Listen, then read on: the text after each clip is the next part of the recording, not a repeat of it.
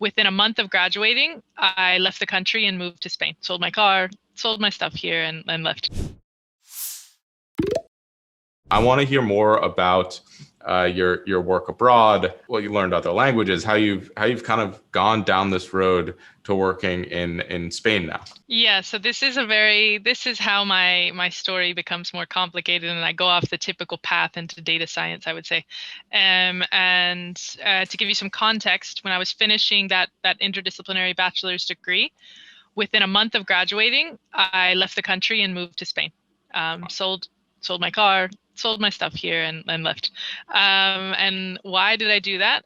First of all, I knew that I wanted to do something different when I finished university, when I finished college, and I didn't want to follow the typical American path. So I wanted to live in another country, I wanted to learn another language, and I wanted to travel the world. And originally I was looking at Asia. I was going to go to Hong Kong, Tokyo, Bangkok, something like that. But one reason I settled on Spain was for the language. I knew that if I learned Spanish, then it would pay off in the long run. So I moved to Spain with the intentions of staying for just 1 year. And now it's been more than 8 years. Wow. So I got stuck. I never expected to be able to establish a solid analytics career in Spain. I never could have imagined this happening. And although I don't plan to stay here for the long term, I want to return to the US. Regardless, it's been a wonderful experience for me. It's helped me grow personally, but also it's exposed me to work on a more global level. That I think I never would have gotten exposed to if I were in the US. It depends on the company, the position, but it can be very US focused. Whereas Spain, I've gotten the chance to be involved on a more international level.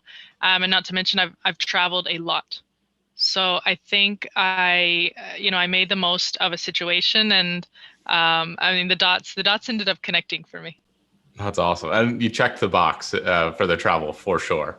So, I think that's from what it sounds like and from what we have discussed in the past, it doesn't sound like it was completely premeditated or planned. It was kind of like, I know the general direction I want to go, the non-US traditional path. I know it also wants to have some kind of analytics thrown in there.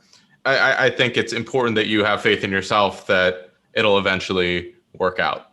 That to me is very cool, and it's refreshing because a lot of people are very concerned that, oh, I don't know what to do, I don't know what the direct specific path is. But I've also found in my life is like, okay, these are generally the things I want.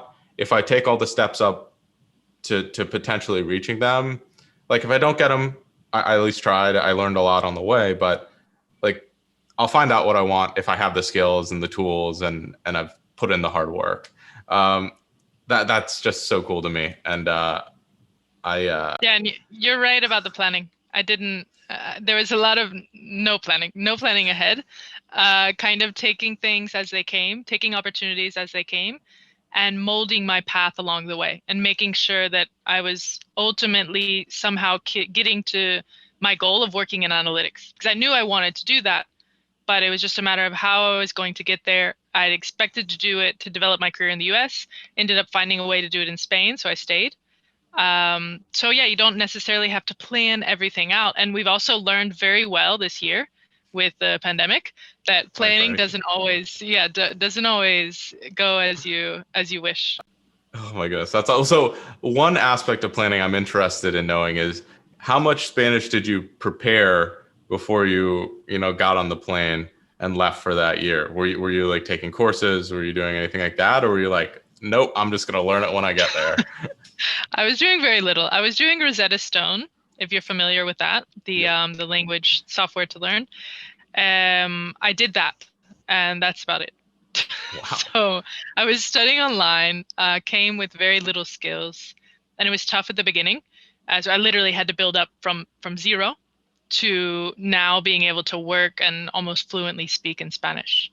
So but it took a long time. And this is what anybody moving to another country, whether you're coming to the US or another situation, moving between countries, depending on the market, yeah, you do need to consider that you're probably going to need to pick up the local language if you want to open more doors for you. I realized that quickly in Spain that there was no way I was going to be able to work in analytics, or it would be very difficult to do so without learning Spanish. English is obviously a very widely used language, but you close a lot of doors if you don't speak the local language. So I had studied it the first couple of years, and eventually got to the point where I could pass an interview in Spanish, but it was definitely a challenge.